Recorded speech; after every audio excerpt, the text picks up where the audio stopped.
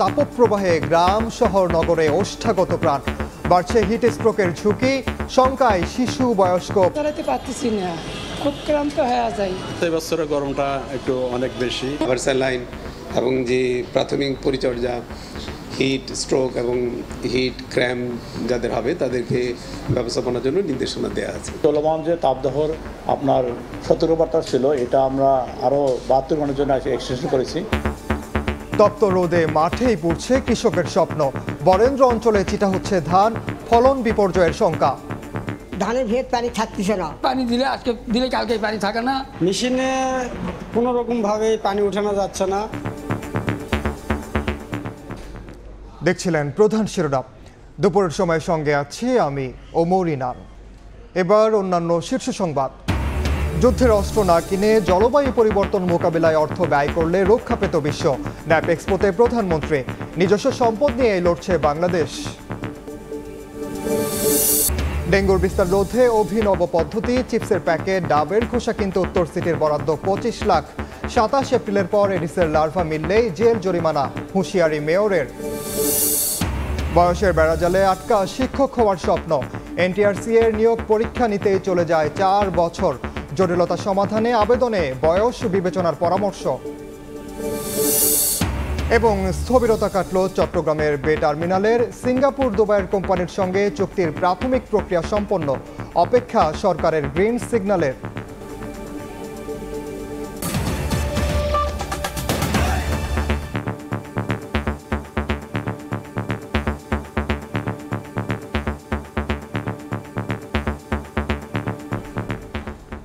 ভয়াবহ তাপপ্রবাহে দেশজুড়ে আবারও হিট অ্যালার্ট 3 দিনের। শহর নগর বন্দর সবখানেই ওষ্ঠাগত প্রাণ। প্রচণ্ড গরমে বাড়ছে হিট স্ট্রোকের ঝুঁকি। শিশু বয়স্ক আর প্রতিবন্ধীদের প্রতি বিশেষ নজর দেওয়ার পরামর্শ বিশেষজ্ঞদের। বলেন, রোদ থেকে বাঁচতে বিশেষ ব্যবস্থা না নিলে হতে পারে বিপদ। এদিকে সচেতনতার পাশাপাশি কমিউনিটি ক্লিনিক পর্যায়ে বিশেষ প্রস্তুতি নিয়েছে স্বাস্থ্য অধিদপ্তর। এরই মধ্যে দেশের বিভিন্ন জেলায় হিটস্ট্রোকে 5 জনের মৃত্যুর খবর পাওয়া গেছে। বিশেষজ্ঞরা বলছেন, চলতি তাপপ্রবাহে ঝুঁকির সময় দুপুর 12টা থেকে দুপুর 3টা পর্যন্ত। এই সময়টাতে তাপমাত্রার পারদ কেবল উঠতেই থাকে। এবার আসা যাক এমন পরিস্থিতিতে ঝুঁকিতে আছেন কারা। চিকিৎসকরা বলছেন, সবথেকে বেশি অনিরাপদ শিশু ও বয়স্ক জনগোষ্ঠী। তবে যাদের ওবিসিটি আছে, যারা মানসিকভাবে পিছিয়ে অর্থাৎ নিজেদের সমস্যার কথা খুলে বলতে পারেন না, আর যারা নিয়মিত মদ পান করেন, তাদের বেলায় থাকতে হবে বাড়তি সতর্ক। সেক্ষেত্রে প্রচুর ঘাম হলে, শরীর নিস্তেজ হয়ে গেলে, জ্ঞান হারালে কিংবা হঠাৎ রক্তচাপ কমে আসলে বুঝতে হবে হিটস্ট্রোকের লক্ষণ।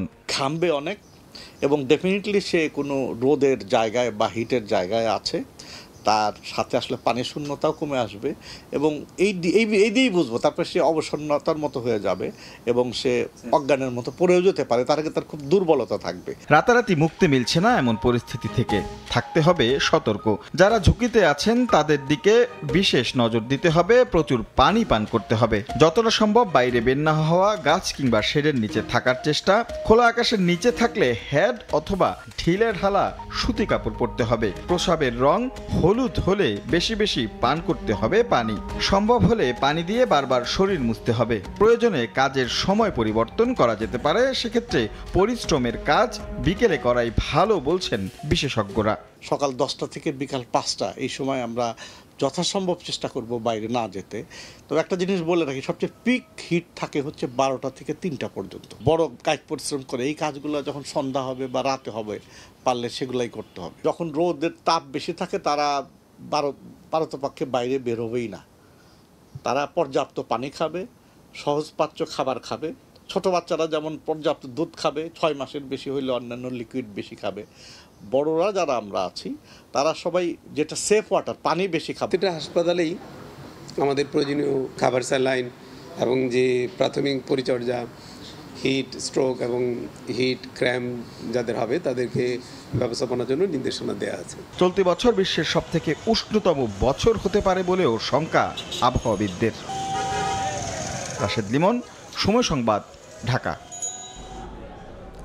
দাবদাহের আরও খবর জানাতে এই মুহূর্তে রাজশাহীর সাহেব বাজারে আছেন সহকর্মী শাহিন আলম এবং রাজধানীর সোহরাওয়ার্দী হাসপাতালে আছেন ধ্রুব ব্যানার্জি। সরাসরি শুরুতে যাচ্ছি শাহিনের কাছে। গত এক সপ্তাহ জুড়ে রাজশাহীর উপর দিয়ে মাঝারি তাপদাহ বয়ে যাচ্ছে।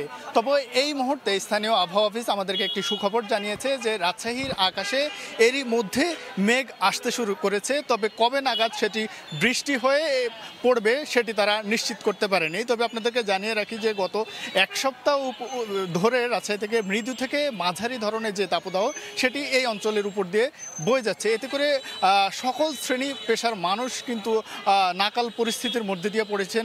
বিশেষ করে যারা শিশুরা রয়েছেন তারা অনেকেই অসুস্থ হয়ে রাজশাহী মেডিকেল কলেজ হাসপাতালে ভর্তি হয়েছেন। রাজশাহী মেডিকেল কলেজ হাসপাতালে আমরা সকালে গিয়েছি, সেখানে আমরা দেখেছি যে মেডিকেল কলেজ হাসপাতালে যে 3টি শিশু ওয়ার্ড রয়েছে সেই ওয়ার্ডগুলোতে 3 গুণের বেশি রোগী সেখানে চিকিৎসা নিচ্ছেন। বেডে মেঝেতে সহ সব জায়গায় রোগীতে কিন্তু মেডিকেল 6 লাখ।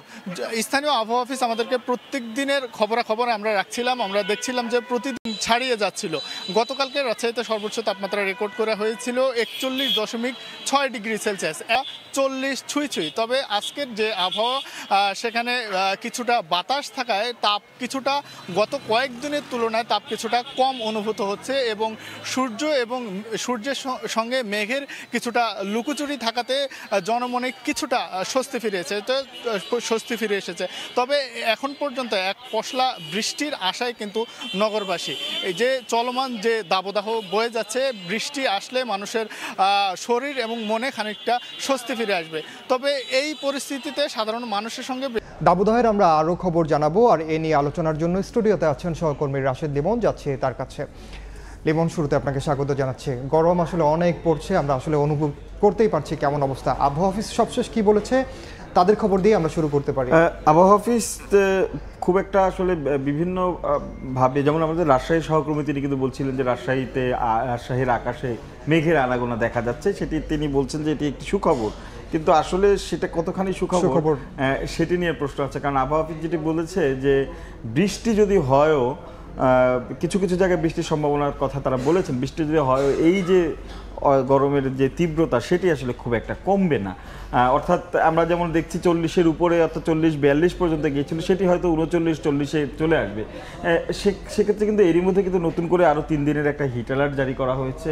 যেটা বলছিলাম যে মেঘে বাতাসে জলীয় বাষ্পর যে কারণেই কিন্তু এই তাপমাত্রাটা বেশি থাকছে এবং এ কারণেই কিন্তু দিনের তাপমাত্রা আমরা যেটা দেখি সাধারণ সময় যে দিনের তাপমাত্রা বেশি থাকলেও সন্ধ্যার পর থেকে রাত যত গভীর হতে থাকে তাপমাত্রার পারদটা নিচে নামতে থাকে। কিন্তু এই জলীয় বাষ্পের কারণেই তাপমাত্রাটা কিন্তু একদম ভেতরে একদম যে তাপ যে কমে আসবে, শুষে নেবে, সেটি কিন্তু হচ্ছে না। যে কারণে আসলে দিনে রাতের তাপমাত্রার যে তারতম্য সেটা কিন্তু খুব বেশি হচ্ছে না। এরপরে যদি বলি যে যেটি বলছিলাম যে কিছু এলাকায় বৃষ্টি হলেও আসলে খুলনা এলাকায় কিছু এলাকায় বৃষ্টির একটা সম্ভাবনা রয়েছে এবং সেই বৃষ্টি খুব বেশি বৃষ্টি হবে না, কিন্তু সামান্য বৃষ্টি হলেও সেই বৃষ্টিতে তাপমাত্রা কমবে না। বরঞ্চ আমরা দেখেছি যে এরকম সময় তাপমাত্রা যদি 39-40ও থাকে তখন কিন্তু আরও অস্বস্তি যে বিষয়টা সাধারণ মানুষের, যা বিশেষ করে যারা বাইরে থাকে, অস্বস্তিটা কিন্তু আরও বেশি বাড়ে। এবং যেটি বলছিলাম যে এই সব কিছু মিলিয়ে আবহাওয়া অধিদপ্তর যে এই এখন পর্যন্ত যে পূর্বাভাসটিতে 36 ডিগ্রির নিচে নামার খুব সহসা আমরা তো দেখতে পাচ্ছি, আপনি বলছেন যে 36 ডিগ্রির নিচে নামার আসলে সম্ভাবনা আপাতত নাই। সেই ক্ষেত্রে আমরা দেখতে পাচ্ছি যে তীব্র তাপপ্রবাহ কিন্তু বয়ে যাচ্ছে। সাধারণ মানুষ, আপনি জানেন, মাঠে ঘাটে কাজ করছে, আমাদের জীবিকার প্রয়োজনেই বের হতে হয়। আমরা এক্ষেত্রে কি ধরনের সতর্কতা অবলম্বন করতে পারি? এর মধ্যে দেখেছি যে একটু শুরুতে যে প্রতিবেদনটি ছিল আমার, সেখানে কিন্তু মূলত হিট স্ট্রোক থেকে বাঁচতে আসলে কি করা উচিত। কিন্তু বলা হয় যে জরুরি প্রয়োজন ছাড়া যেন বাইরে এই সময়টা না বেরোয়। কিন্তু আসলে ইনান যে বাস্তবতা, মানুষের জীবন জীবিকা বা যাপিত জীবনের যে একটি তাগিদ, সেখানে কিন্তু না বের হয়ে আসলে উপায় নেই। সেক্ষেত্রে বের হলে যে কিছু ছোট ছোট কিছু এই জিনিসগুলো কিন্তু মানুষের জানা, সবারই জানা, কিন্তু এগুলো আসলে নতুন করে বলা, একটু মনে করিয়ে দেওয়া। এই সচেতনতা শুধু ব্যক্তিগত পর্যায়ে নয়, প্রাতিষ্ঠানিক পর্যায়ে হতে হবে। এবং একটা খুবই স্বাভাবিক একটা জিনিস, একটা ছাতা বা একটা ক্যাপ, এই ধরনের একটা কিছু নিয়ে বের হওয়া, সঙ্গে একটা পানির বোতল ক্যারি করা, এটা কিন্তু খুবই স্বাভাবিক ব্যাপার। এবারে আমরা কিন্তু দেখলাম হাসপাতালে জ্বর, সর্দি, কাশি, নিউমোনিয়ার পাশাপাশি কিন্তু শরীরে র্যাশ এমন রোগী যেমন আছে, পাশাপাশি আমরা দেখেছি যে ডায়রিয়ার রোগীর একটা সংখ্যাও কিন্তু বেড়েছে। সেক্ষেত্রে বিশুদ্ধ পানি একটা যে খাবার, এবং সেক্ষেত্রে বিশুদ্ধ পানির একটা বোতল ক্যারি করা এবং সতেজ খাবার, অর্থাৎ পুরনো খাবার না খেয়ে খাবার গরম করে বা সতেজ খাবারটা খাওয়া, বিশুদ্ধ পানি খাওয়া। এরপরে যদি যেটি বলছিলাম প্রাতিষ্ঠানিক পর্যায়ে একটা সচেতনতা দরকার, সেক্ষেত্রে নগর কর্তৃপক্ষ বা অন্যান্য দায়িত্বদাতারা যারা আছেন, ওয়াসার থেকে শুরু করে, এরা যদি নগরের মোড়ে মোড়ে মানুষের জন্য একটু সুপেয় পানির ব্যবস্থা করে দেয়, সেটি কিন্তু আসলে শ্রমজীবী মানুষ যারা আছেন, রিক্সাওয়ালা, ভ্যানওয়ালা বা অন্যান্য যারা আছেন, তাদের কিন্তু একটা বড় উপকার হবে এটা দিয়ে। এছাড়া নগরে যে এই মুহূর্তে ধুলা, সেটা বা এয়ার পলিউশনের একটা কারণ হতে পারে, সেটা দিয়ে আসলে শ্বাসকষ্ট সহ নানা ধরনের সমস্যা হতে পারে। সেক্ষেত্রে আমরা দেখেছি যে রাস্তায় যে পানি ছিটিয়ে ধুলোটা একটা নিচে নামানোর ব্যবস্থা, এই ধরনের পদক্ষেপগুলো যদি প্রাতিষ্ঠানিক পর্যায়ে নেওয়া হয় আর ব্যক্তিগত পর্যায়ে মানুষ যদি একটু সচেতন থাকে, তাহলে আসলে এই দাবদাহের যে তীব্রতা, সেটিতে অস্বস্তির পরিমাণটা একটু কমে আসবে। লিমন, শুধুমাত্র আমরা তো বলছি যে বাইরে যারা যাচ্ছে তারা কেমন পরিস্থিতি করবে, শুধু তো আসলে কর্মজীবী মানুষ যেমন রয়েছে, আবার আমাদের কৃষকের যে স্বপ্ন, যে ফসল, এখন অনেকের জন্যই অনেক বাম্পার ফলন হবে, অনেকে স্বপ্ন। এটি কিন্তু আমরা দেখছি গত কয়েকদিন ধরেই ফসলের ক্ষেতেও কিন্তু প্রভাব পড়েছে, বিশেষ করে ধান। এরপর যদি আমরা ধরি আম, লিচু, এখন যে মুকুল বা অবস্থায় রয়েছে, সেক্ষেত্রে এই ফসলের বিভিন্ন জায়গায় আমরা দেখছি ব্যাপক ক্ষতি হচ্ছে এবং কোথাও কোথাও রেণুপোনাও গরমে কিন্তু নষ্ট হতে যাচ্ছে। তো এই সব মিলেই কিন্তু একটা ক্ষতির মুখে কিন্তু কৃষকরা পড়েছে। এ নিয়ে আমাদের একটি প্রতিবেদন রয়েছে, সেটি এখন দেখে নেব। 15 দিন পরই নওগাঁয় বোরো ধান কাটার মৌসুম শুরু। তার আগেই খরতাপে ধানে দেখা দিয়েছে চিটা রোগ। পানির স্তর নেমে যাওয়ায় ঠিকমতো সেচও দেওয়া যাচ্ছে না। এতে তাপপ্রবাহে ফলন বিপর্যয়ের শঙ্কায় কৃষকেরা। ধানের ভেত পানি থাকতেছে না, মাটি শুকিয়ে যাচ্ছে, মেশিনওয়ালারা পানি দিতে পারছে না। পানির প্রচণ্ড সংকট, মাঠ একবারে ফাটে চৌচির হয়ে গেছে। খরতাপে দিনাজপুরের অধিকাংশ বাগানে লিচুর শতকরা 25% ক্ষতি হয়েছে। লিচুর গুটি ঝরে পড়ছে। পানি ছিটিয়ে কোনো রকমে গাছে লিচু টিকিয়ে রাখার আপ্রাণ চেষ্টা বাগান মালিকদের।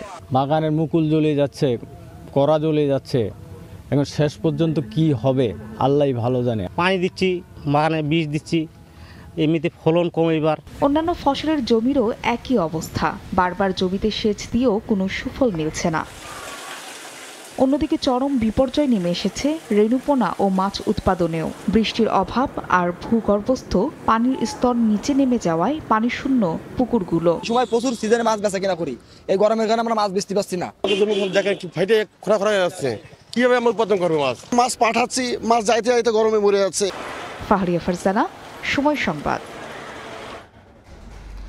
দেখছিলাম প্রতিবেদনটি। না, এর দিনাজপুরে কিন্তু আমাদের সহকর্মী দুলাল রয়েছেন, সেখানে তিনি মাঠেই রয়েছেন একটি, সেখানের ফসলের কি অবস্থা সেটা একটু জেনে নেই এই মুহূর্তে। দুলাল,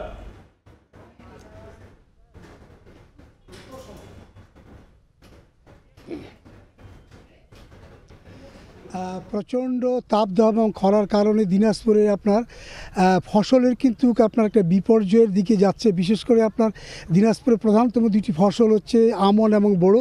এই বোরো মৌসুমে আমরা দেখছি যে এখন পর্যন্ত খুব একটা যে ভালো অবস্থার মধ্যে আছে বলা যাবে না, কারণ পানি রীতিমতো শেষ এখানে চলছে। আপনার যে আমরা দেখছি যে এখানে মোটর এবং শ্যালো এবং সোলার পাম্প দিয়ে কন্টিনিউয়াসলি এখানে আপনার সেচ দেওয়া হচ্ছে। কারণ এখানে জেলা কৃষি সম্প্রসারণ অধিদপ্তরের ডিডি যেটা বলেছেন যে এই দীর্ঘায়িত হলে, তাপমাত্রা দীর্ঘায়িত হলে কিন্তু ফসলের কিছু হলে আপনার এফেক্ট হবে। বিশেষ করে 40 ডিগ্রিকে ক্রস করলে, এখন দিনাজপুরে 37.1 ডিগ্রি সেলসিয়াস এখানে চলছে। ইতিমধ্যেই কিন্তু ধান খেতে আমরা যেটা কৃষকের সঙ্গে কথা বলেছি যে মাজরা পোকা, গোড়া পচা এবং এই ধরনের পোকার কিন্তু কিছুটা আপনার আবির্ভাব দেখা দিয়েছে। এই কারণে যারা কৃষক তারাও কিন্তু আপনার বিভিন্ন কীটনাশক এবং তারা স্প্রে করছেন। এবং মূল কথা যেটা হচ্ছে যে জমিতে পানি ধরে রাখার জন্য আপনার যে সেচ যে ব্যবস্থা সেটি কিন্তু আপনার সারাক্ষণই তারা সেচ দিচ্ছেন। পাশাপাশি আরেকটি বিষয় বলে রাখি যে দিনাজপুরে যে লিচুর কিন্তু আরেকটি আপনারা যে ক্ষতির সম্মুখীন হচ্ছে। আপনি জানেন যে এটি লিচুর মৌসুম। দিনাজপুর কিন্তু একটা লিচু সমৃদ্ধ জেলা। এখানে এই তাপদাহের কারণে লিচুর যে আপনার যে মুকুল এবং পাশাপাশি আপনার যে গুটি সেগুলো কিন্তু আপনার কালো হয়ে যাচ্ছে। অনেক জায়গায় আমরা লক্ষ্য করেছি যে বাগানগুলোতে লিচুর গুটি পড়ে যাচ্ছে। এবং এটিও কিন্তু কৃষি বিভাগ বারবার বলছেন যে একমাত্র সেচ এবং স্প্রের মাধ্যমেই আপনার এই লিচু আপনার রক্ষা করা যায়। দিনাজপুরে যে তাপদাহ আপনার চলে আসছে সেটা যদি দীর্ঘায়িত যদি হয় তাহলে দিনাজপুরের শুধু ধান এবং আপনার লিচু না অনেক কিছুর আপনার ফসলের ক্ষতির সম্মুখীন হবে এই এলাকার কৃষকরা। আমার কাছ থেকে সর্বশেষ এই ছিল। জি দুলাল, আপনাকে অসংখ্য ধন্যবাদ। এবং আমরা যেমন দেখলাম যে তিনি বলছিলেন যে বেশ কিছু পোকার আক্রমণের কথা বলছিলেন। এই অবস্থায় যে সংকটে কৃষকরা রয়েছে তাদের জন্য কৃষি বিভাগের পক্ষ থেকে আসলে কি ধরনের পরামর্শ নেওয়া হচ্ছে, মানে তারা কিসে স্বস্তি পাবে, কি ধরনের খবর? কৃষকের স্বস্তিটা এখন সবার আগে দরকার, কারণ তারা মাঠে গিয়ে যে কাজ করবে সেটাও কিন্তু তাদের একটা শারীরিক একটা কিন্তু এরপরে মাঠের গিয়ে যখন এই দশা দেখবে তখন তারা মানসিকভাবেও কিন্তু আসলে আর্থিকভাবেও কিন্তু ভেঙে পড়বে। কৃষকের স্বস্তির জন্য যদি বলি, কৃষি বিভাগ কিন্তু বেশ কিছু পরামর্শ দিয়েছে, তার মধ্যে বেশ কিছু ধান আছে এই মুহূর্তে, যেমন দুলাল ভাই বলছিলেন যেটি দুলাল যে মাজরা পোকার যে আক্রমণ থেকে শুরু করে অন্য যে বিষয়গুলো, সেই ক্ষেত্রে কিন্তু তারা বারবারই বলছেন এই ক্ষেত্রে ওষুধ দেওয়ার ক্ষেত্রে এই সময়টাতে কিন্তু অবশ্যই পরামর্শ নেয় কৃষি বিভাগের, কারণ ওষুধের ডোজটার স্বাভাবিকের চেয়ে স্বাভাবিক সময় কৃষকরা হয়তো জানেন, কিন্তু এই সময়টা এত তাপে কি করবেন সেটাই একটু জেনে নেওয়া। আর যেসব ফসল একটু তুলনামূলক পরিপক্ক হয়েছে এটি কিন্তু তাদের কেটে নিতে বা তুলে নিতে একটা পরামর্শ দিচ্ছেন। এরপরে সেচের কথা অবস্থা তো আমরা দেখলামই, সেক্ষেত্রে তিনি বলছে বা পরামর্শ দেওয়া হচ্ছে যে প্রয়োজনে একাধিকবার, দিনে সকালে একবার দেওয়ার নিয়ম থাকলেও সকালে বিকাল করে আলাদা করে, কারণ আমরা দেখছিলাম গতকালকে একটি প্রতিবেদনে দেখেছি সেচ দেওয়ার পর কিছুক্ষণের মধ্যেই শুকিয়ে যাচ্ছে, সেক্ষেত্রে একাধিকবার দেওয়া যেতে পারে। আম আর লিচুর ক্ষেত্রে যে পানির স্প্রেটা করে সেটাও আসলে বারবার করা বা বাড়িয়ে দেওয়া। এবং এরপরে আমরা দেখি যে যদি এমন হয় পরিপক্ক হলে দ্রুত কেটে ফেলা, কিন্তু সংরক্ষণেও কিন্তু অনেক ঝামেলা হচ্ছে, বিশেষ করে তরমুজ বা এই ধরনের ফসল কিন্তু সংরক্ষণের ঝামেলা হচ্ছে। সেক্ষেত্রে কিন্তু এই সংরক্ষণের ক্ষেত্রেও কিন্তু একটু যত্নবান হওয়া বা পরামর্শ নেওয়া কৃষি কর্মকর্তা, এবং সব কিছু মিলে আসলে প্রয়োজনে কৃষি কর্মকর্তা যারা রয়েছেন তাদের আসলে বারবার তাদের দ্বারস্থ হওয়া, কৃষকদের যে কোনো সমস্যা এই সমস্যা তাদের কাছে গিয়ে আসলে পরামর্শ নিয়ে অবস্থা বুঝে আসলে ব্যবস্থা করাটাই বোধহয় বুদ্ধিমান। একদম ঠিক লেমন, কারণ কৃষক বাঁচলেই বাংলাদেশ বাঁচবে এবং আমরা ভালো থাকবো। লেমন, আপনাকে অসংখ্য ধন্যবাদ আমাদের সঙ্গে যুক্ত হওয়ার জন্য।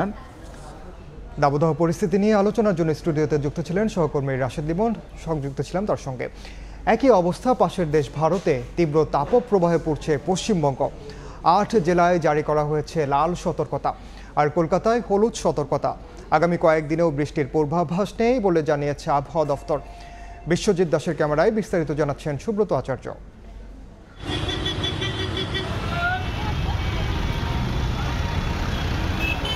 পশ্চিমবঙ্গে রোজ ভাঙছে গরমের রেকর্ড, নাভিশ্বাস উঠছে সাধারণ মানুষের।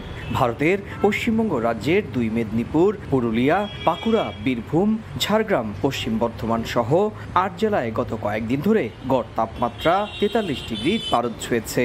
আলিপুর আবহাওয়া দপ্তর এই জেলাগুলোর ওপর জারি করেছে রেড অ্যালার্ট। রাজধানী কলকাতা, উত্তর ও দক্ষিণ 24 পরগনা সহ পাশের জেলাগুলোতে জারি রয়েছে হলুদ সতর্কতা ছাড়াও বেশ কিছু জেলায় জারি রয়েছে কমলা সতর্কতাও।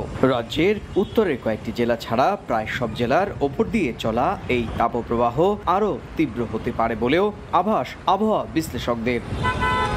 এদিকে তীব্র গরমে হাঁসফাঁস জনজীবন, রাস্তায় যান চলাচল অনেকটাই কমে গেছে। গলা ভেজাতে রাস্তার পাশে পানীয় দোকানগুলোতে ভিড় করছেন। চারিদিকে এত গাছপালা কেটে দিয়ে এত যে বাড়িঘর হচ্ছে, এত যে এসি চলছে, তার জন্য সেটাই মেন কারণ, তাছাড়া তো কোনো কারণ বলে তো মনে হয়। চলমান এই তাপপ্রবাহ আরও কয়েকদিন চলবে বলেও আশঙ্কা করা হচ্ছে। সুব্রত আচার্য, সময় সংবাদ, ভারত। জলবায়ু পরিবর্তনের বিরূপ প্রভাব দেশের সামগ্রিক উন্নয়ন এবং অর্থনৈতিক সমৃদ্ধির জন্য হুমকি হিসেবে দেখা দিয়েছে উল্লেখ করে প্রধানমন্ত্রী শেখ হাসিনা বলেছেন, যুদ্ধে অস্ত্র না কিনে জলবায়ু পরিবর্তনে অর্থ ব্যয় করলে রক্ষা পেত বিশ্ব। সকালে বঙ্গবন্ধু আন্তর্জাতিক সম্মেলন কেন্দ্রে জলবায়ু পরিবর্তন মোকাবিলা বিষয়ক আন্তর্জাতিক ফোরামের উদ্বোধনী অনুষ্ঠানে বক্তব্য রাখেন সরকার প্রধান। বৈশ্বিক জলবায়ু পরিবর্তনের প্রভাবে নানামুখী হুমকিতে প্রাণ প্রকৃতি, প্রতিনিয়ত বাড়ছে উষ্ণতা আর সমুদ্র পৃষ্ঠের উচ্চতা। আর এতে সবচেয়ে ক্ষতিগ্রস্ত ও ঝুঁকিপূর্ণ দেশের তালিকায় বাংলাদেশ। জলবায়ু পরিবর্তনের অভিঘাত মোকাবেলা আর নতুন বাস্তবতার সঙ্গে খাপ খাইয়ে নিতে 2013 সাল থেকে বিভিন্ন দেশে আয়োজন হয়ে আসছে জাতিসংঘের জলবায়ু অভিযোজন সম্মেলন ন্যাপ এক্সপো। এবার নবম আসর বসল ঢাকায়। সোমবার সকালে রাজধানীর বঙ্গবন্ধু আন্তর্জাতিক সম্মেলন কেন্দ্রে ন্যাম এক্সপো ও বাংলাদেশ ক্লাইমেট ডেভেলপমেন্ট পার্টনারশিপের উদ্বোধন করেন প্রধানমন্ত্রী শেখ হাসিনা। 4 দিনের এই সম্মেলনে অংশ নিয়েছেন 104টি দেশ ও বিভিন্ন আন্তর্জাতিক সংস্থার প্রতিনিধিরা। বক্তব্যে জলবায়ু পরিবর্তনের ফলে নানাভাবে বাংলাদেশের ক্ষতিগ্রস্ত হওয়ার কথা তুলে ধরেন প্রধানমন্ত্রী। বৈশ্বিক কার্বন নিঃসরণে আমাদের অবদান 0.48% কম হলেও এর নেতিবাচক প্রভাবে সবচেয়ে বেশি ক্ষতিগ্রস্ত ও ঝুঁকিপূর্ণ দেশসমূহের মধ্যে বাংলাদেশ অন্যতম। জলবায়ু পরিবর্তনের এ বিরূপ প্রভাব আমাদের সম্ভাব্য উন্নয়ন এবং অর্থনৈতিক সমৃদ্ধির জন্য হুমকি হিসেবে দেখা দিয়েছে। যুদ্ধের অস্ত্র কেনার পরিবর্তে জলবায়ু পরিবর্তন মোকাবেলায় অর্থ ব্যয় করতে ক্ষমতাধর দেশগুলোর প্রতি আহ্বান জানান শেখ হাসিনা। দাবি তোলেন উন্নত দেশগুলো যেন তাদের প্রতিশ্রুতি রাখে। উন্নত দেশসমূহ ব্যাপক কার্বন নিঃসরণের মাধ্যমে বৈশ্বিক উষ্ণতা বৃদ্ধিতে ভূমিকা রেখে চলেছে। জলবায়ু পরিবর্তনের কারণে ক্ষতিগ্রস্ত জনগণকে রক্ষা করা তাদের এটা নৈতিক দায়িত্ব।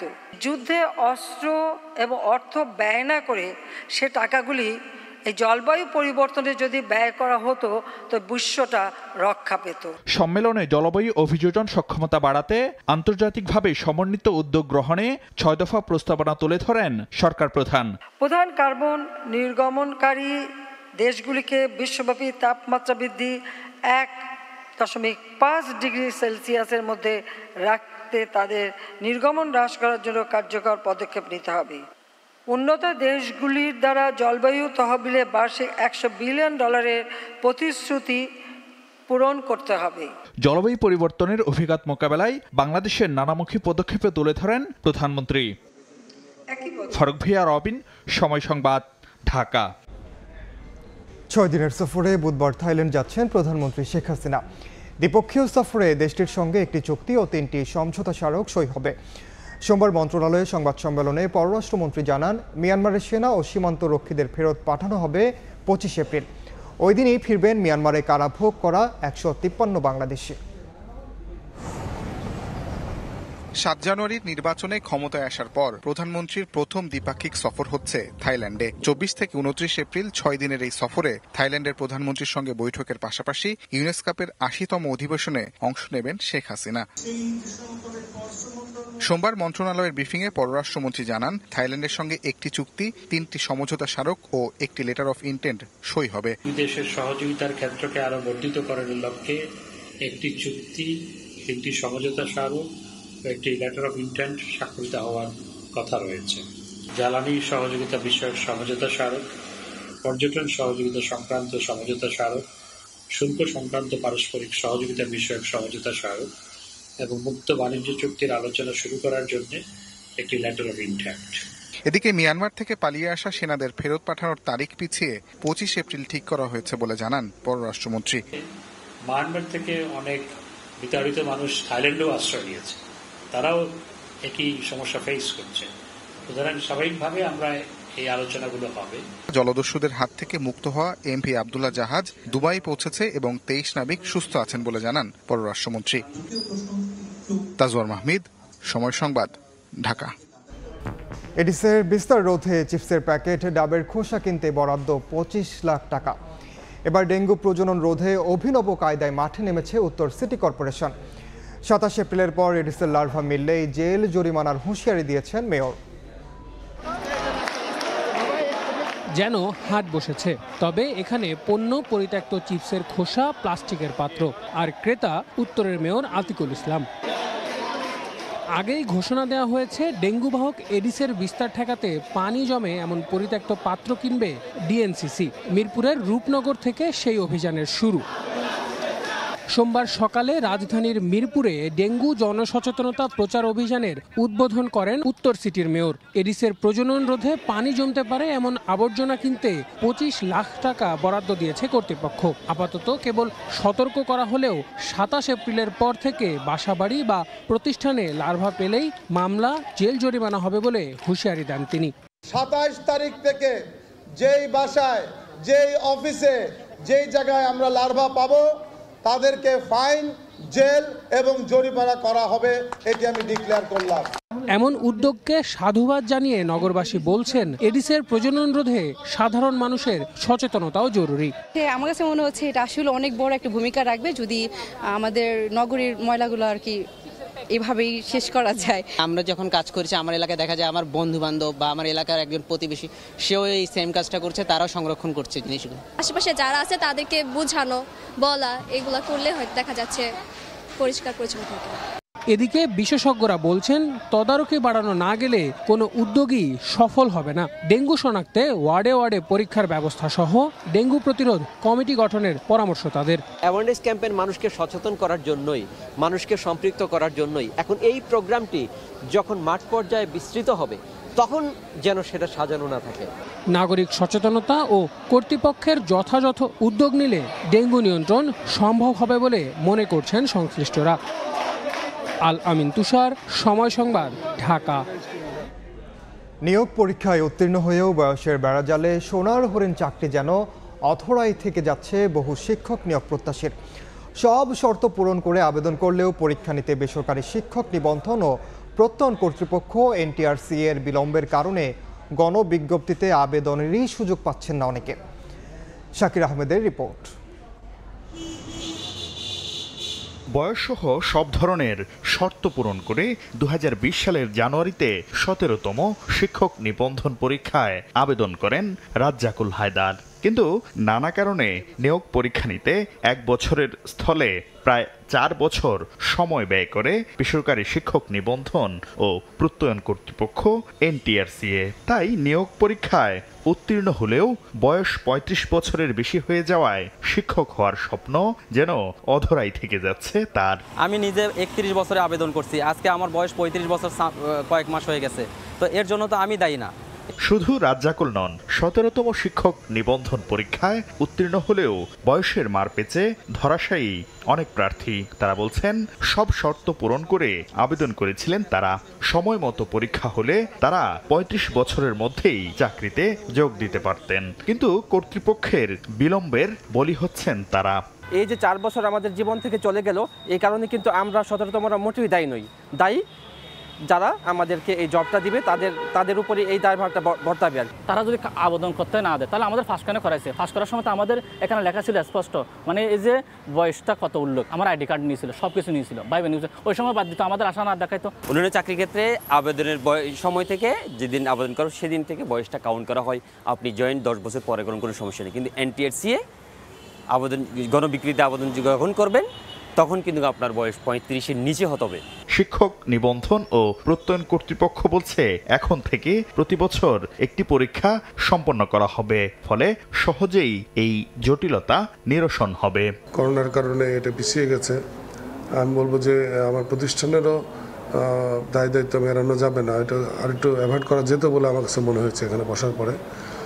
আর আবেদনের সময়ের বয়সকেই বিবেচনায় নিয়ে এই জটিলতা সমাধানের পরামর্শ বিশেষজ্ঞদের। যদি সরকার একটা শিক্ষা মন্ত্রণালয় থেকে একটি প্রজ্ঞাপন জারি করে যে এই এত এত তারিখের বিজ্ঞাপিত পদের বিপরীতে যারা আবেদন করেছিল উত্তীর্ণ হয়েছে তাদের বিষয়ে এই 35 বছরের বয়সের বিধিমালা প্রযোজ্য হবে না, তাহলে তারা সামগ্রিকভাবে সমাধানের পথ পাবে। এদিকে রিটের প্রেক্ষিতে আদালত 17তম শিক্ষক নিবন্ধন পরীক্ষায় উত্তীর্ণ 35 বছরের বেশি বয়সীদের আবেদনের সুযোগ দেওয়ার নির্দেশ দিয়েছে। তবে আবেদনের বয়সকে বিবেচনা করা না হলে এমপিওভুক্ত হতে পারবেন না তারা। শাকির আহমেদ, সময় সংবাদ, ঢাকা। ঘন ঘন লোডশেডিংয়ে উৎপাদন ব্যাহত হচ্ছে শিল্প কলকারখানায়। বিস্তারিত জানাতে গাজীপুরের ভোগড়া এলাকায় একটি পোশাক কারখানায় আছেন সহকর্মী রাজিবুল হাসান, সরাসরি যাচ্ছে তার কাছে। উৎপাদনমুখী যেসব শিল্প প্রতিষ্ঠান রয়েছে সেই সকল শিল্প প্রতিষ্ঠানে ব্যাপকভাবে উৎপাদন ব্যাহত হচ্ছে। বিশেষ করে তৈরি যে পোশাক কারখানা রয়েছে সেই সকল তৈরি পোশাক কারখানায় যে উৎপাদন লক্ষ্যমাত্রা সেখানে বারবার কিন্তু বাধার মুখে পড়তে হচ্ছে।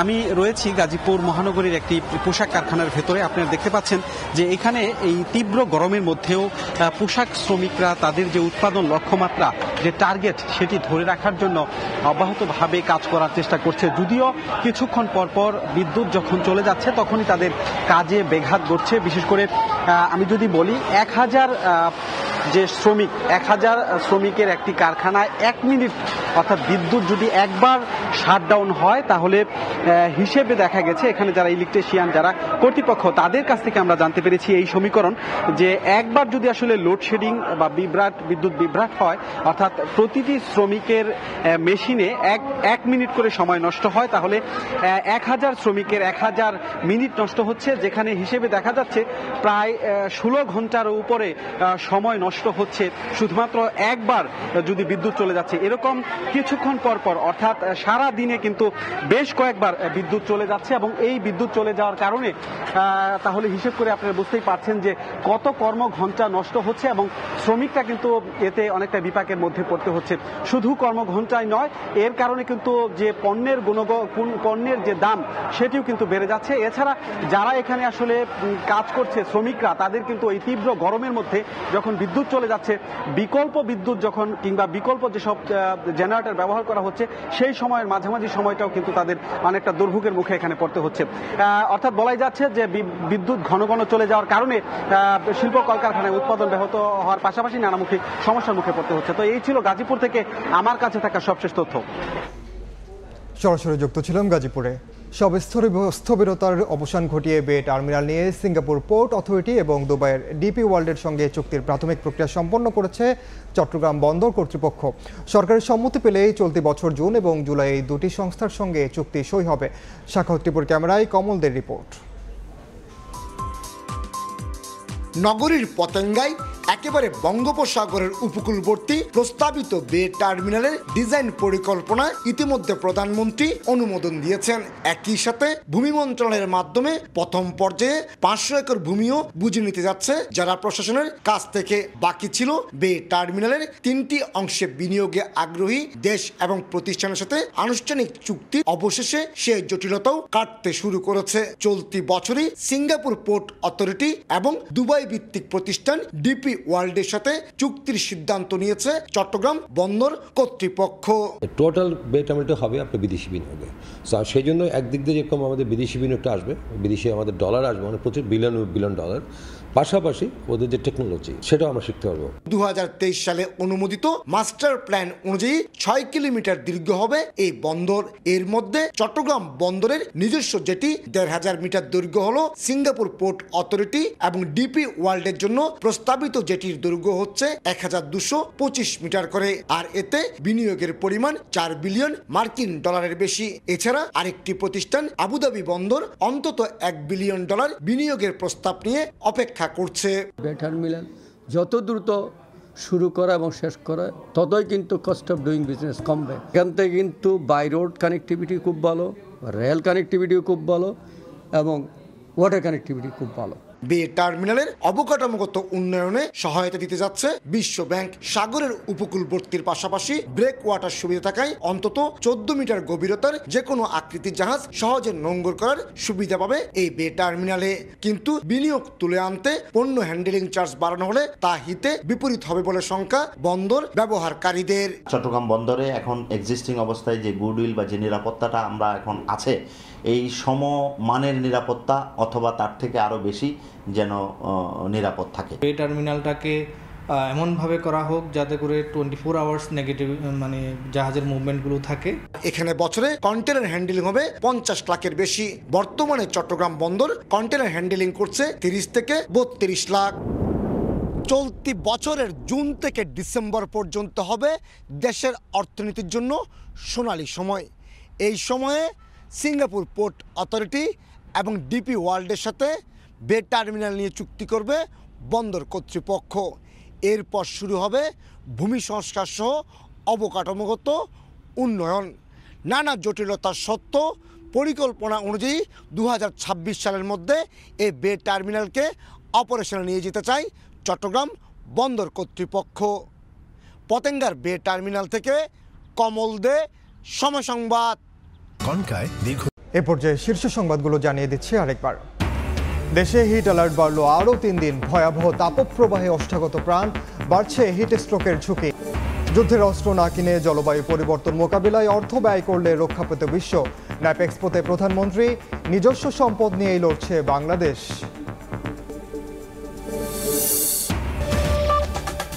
এই ছিল দুপুরের সময়। এরপর বিভাগীয় সময়ের সঙ্গে থাকবেন সহকর্মী তোহা খান তামিম। ইনান, আপনাকে ধন্যবাদ। বিভাগীয় সময় নিয়ে ফিরছি কিছুক্ষণ পরেই, সঙ্গে থাকুন সময়ের।